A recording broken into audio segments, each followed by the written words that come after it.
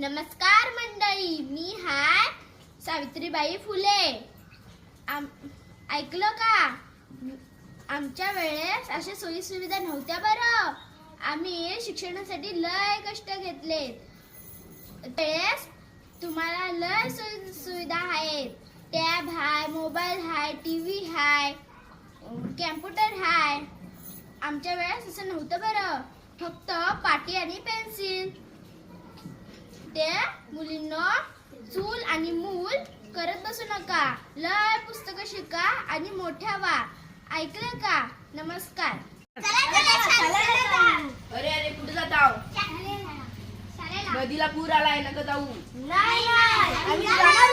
रस्ता तुटलाय, नको जाऊ.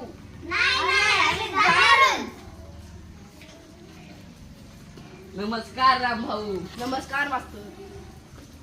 तेव्हापासून म्हणतोय शाळेला नको जाऊ, पूर आलाय,